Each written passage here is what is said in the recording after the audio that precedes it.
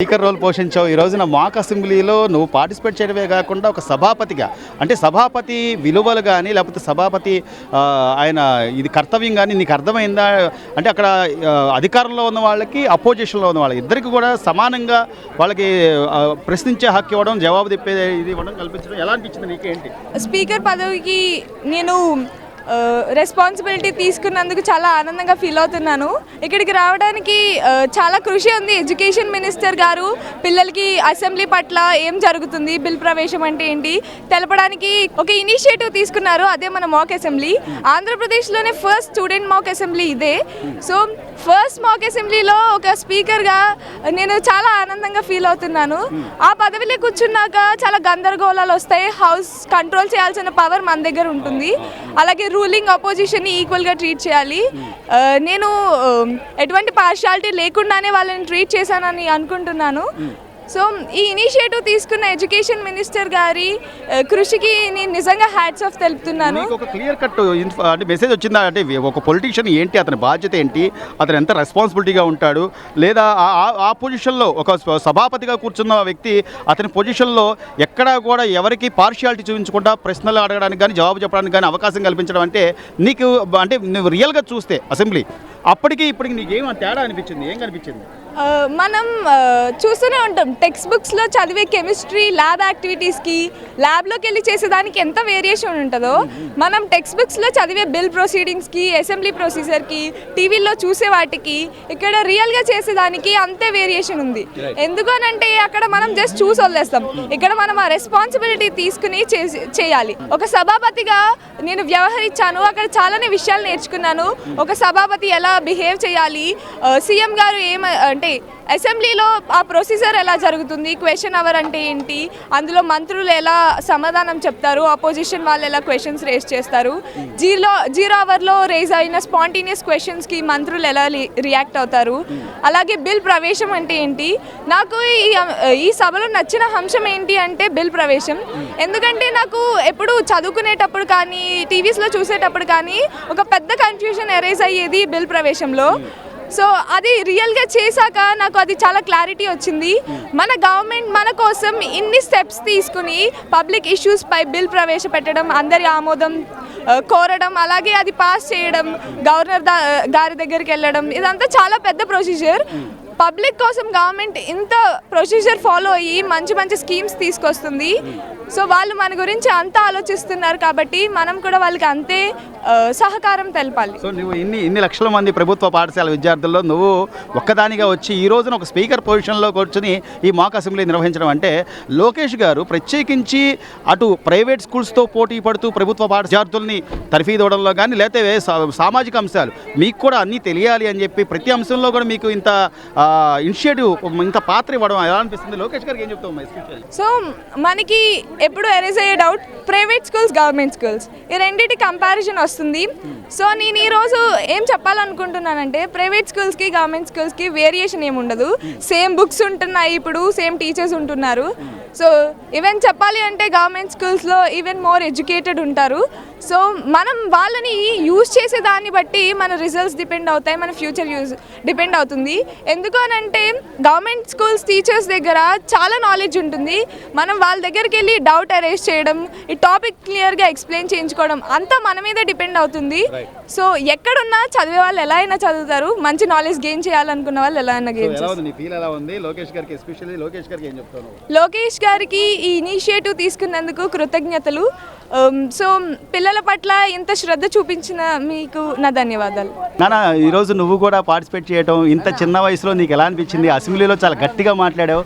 అసలు ఏంటి నువ్వు ఏం నేర్చుకున్నావు, ఇక్కడ ఏం తెలుసు? మీరు అడిగారు నేను ఇంత చిన్న వయసులో ఏం చేస్తున్నానని.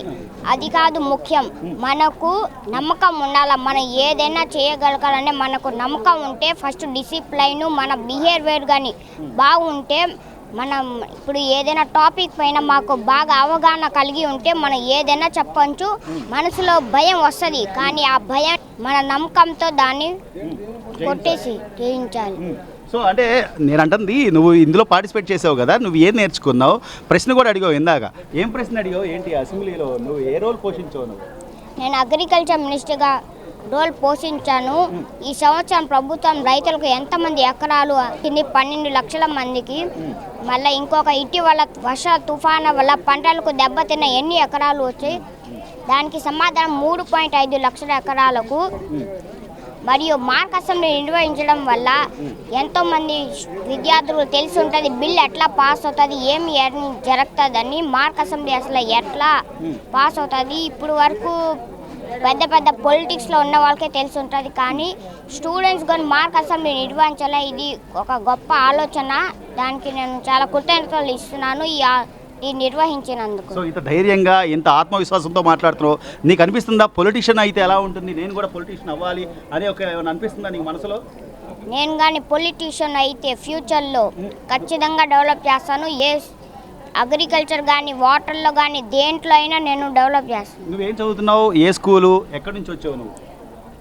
Tirupati district Gudur constituency ZP boys high school Gudur చదువుతున్నాను. నా పేరు పి సాగర్.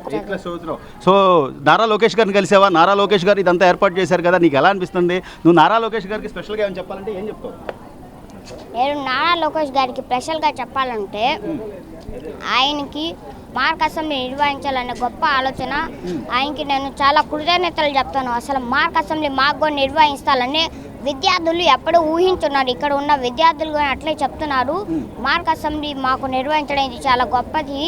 ప్రభుత్వం మా కోసం ఇంత చేస్తుందంటే మేము కొని ప్రభుత్వం కోసం మేము బాగా చదువుకొని మన ఇండియాని ఖచ్చితంగా డెవలప్ చేస్తాం. రైట్, చివరిగా నీకు అంటే ఈ వయసులోనే ఇంత బాగా చెప్పగలుగుతున్నావు, ఇంత బాగా మాట్లాడగలుగుతున్నావు, ఇక్కడ దాకా వచ్చావు. సో భవిష్యత్తు అంటే చాలామంది నీతో పాటు ఉంటారు కదా, మీ కాన్స్టిట్యున్సీ వాళ్ళకి కానీ ఏం చెప్తావు? రేపొద్దున ఈ గవర్నమెంట్ మనకు చాలా బాగా ఉపయోగపడుతుందని చెప్తావు, లేకపోతే ఏంటి అసలు ఏం చెప్తావు వాళ్ళకి? నీ ఎక్స్పీరియన్స్ ఏం చెప్తావు? నేనేం చెప్తానంటే చంద్రబాబు నాయుడు గారిని చెప్పే డిసిప్లైన్ బిహేవియర్ ఉంటే మనపై మనకు నమ్మకం ఉండాలా, కాన్సెప్ట్ ఏదైనా తెలిసి ఉండాలా, అది ఉంటే మనం ఏదైనా సాధించవచ్చు. ఈ మాక్ అసెంబ్లీలో అపోజిషన్ లీడర్గా మాట్లాడావు. సో నీకేమని అంటే అదొక రెస్పాన్సిబిలిటీ అంటావా, లేకపోతే అధికారం అంటావా? ఎట్లా చూసావు నువ్వు అసలు ఈ మాక్ అసెంబ్లీ? నీకు ఎట్లా అనిపించింది? నాకైతే చాలా బాగా అనిపించింది. ప్రతి పార్లమెంట్లోని రూలింగ్ పార్టీ అలాగే ఉంటుంది, అపోజిషన్ కూడా అలాగే ఉంటుంది. రూలింగ్ పార్టీ వాళ్ళు అన్నీ చేస్తాము అనుకుంటారు, కానీ కొన్ని లిమిటేషన్స్ ఉంటాయి. ఈ అపోజిషన్ పార్టీ వల్ల వాళ్ళకి అవి కూడా తెలిస్తే అవి కూడా రెక్టిఫై చేసుకుంటారు అనుకుంటున్నాను నేనైతే. సో మొత్తం మీద అంటే మీకు ఏదో అసెంబ్లీ చూద్దాం అనే ఒక చిన్న ఆలోచన నుంచి ఈ రోజున అసెంబ్లీలోనే పార్టిసిపేట్ చేసే విధంగా మీకు నారా లోకేష్ గారు అవకాశం కల్పించడం, ఇక ట్రైనింగ్ కానీ లేకపోతే ఒక పొలిటీషియన్ యొక్క విధి విధానాలు కానీ ఒక పూర్తి అవగాహన వచ్చిందా, లేకపోతే ఏంటి? బాగుంది, ఇది చాలా బాగా అనిపించింది నాకైతే. It's good. సో ఒక టీంకి లీడర్గా అంటే ఒక అపోజిషన్ లీడర్గా నువ్వు పాత్ర పోషించావు. ఏం క్వశ్చన్లు అడిగావు? నీకు ఆ క్వశ్చన్లకి నువ్వు తగ్గ ఆన్సర్ తీసుకోగలిగావా? ఎలా అనిపించింది? నేను సెనియర్ తుఫాన్ గురించి, అక్కడ మత్స్యకారులు బాధపడుతున్నారు దాని గురించి అడిగాను. వాళ్ళు బాగానే సమాధానం చెప్పారు, నాకు బాగా అనిపించింది. గతంలో చూస్తాం కదా, టీవీలో చూస్తుంటా, ఓహో ఇదే అసెంబ్లీ అంటే అని కూడా ఒక మైండ్లో ఒక ఇది వచ్చి ఉంటుంది. కానీ అక్కడ ఒరిజినాలిటీ అయితే సూపర్గా ఉంది, నాకు చాలా బాగా నచ్చింది. ఇక్కడ జరిగినట్టు అక్కడ కూడా అసెంబ్లీ జరుగుతుంది. ఒక్కొక్కసారి మాట పెరిగి ఏదో అయితే అవ్వచ్చు, కానీ స్పీకర్ గారు ఉన్నంత వరకు అయితే అవేం జరగవు. మీ స్పీకర్ గారు మిమ్మల్ని ఎలా నియంత్రించారు ఏంటి? మా స్పీకర్ గారు అయితే బాగానే చేశారు, నాకు బాగా అనిపించింది. స్పీకర్ కూడా ఆమెని సెలెక్ట్ చేయడం ఇట్స్ గుడ్, బాగా హ్యాండిల్ చేశారు, మొత్తం కంట్రోల్ చేశారు. నాది అపోజిషన్ రోల్ కాబట్టి ఒక్కొక్కసారి మేడం మీద ఫైర్ అయ్యాను, కానీ బాగుంది. ఆర్గ్యూ చేయాల్సి వచ్చింది. మన అధికారం చూపించాలని కాదు కదా. సో లోకేష్ గారికి ఏం చెప్తావు? స్పెషల్గా లోకేష్ గారికి మీకు అవకాశం కల్పించడం విద్యాశాఖ మంత్రిగా తీసుకురావడం చాలా మంచిది. స్టూడెంట్స్ కూడా అసెంబ్లీకి రావాలా, వాళ్ళు కూడా పాలిటిక్స్ అంటే ఏటో తెలుసుకోవాలా. అందరూ ఒక ఇంజనీర్ కావాలనుకుంటారు, ఒక డాక్టర్ కావాలనుకుంటున్నారు, అవేనా ఇంకా పాలిటిక్స్ కూడా రావాలి. వాళ్ళు అనుకున్నవి ఆ స్టేట్లో జరగాలి, అవన్నీ చేపించాలి. మొత్తం బాగుందా లేదా, అందరూ జాబ్లే చేస్తే మరి పాలిటిక్స్ని ఎవరు చూసుకుంటారు, ప్రజల సమస్యలు ఎవరు పట్టించుకుంటారు, వాటి గురించి ఎవరు పోరాడతారు? Please subscribe to Leo news for more videos.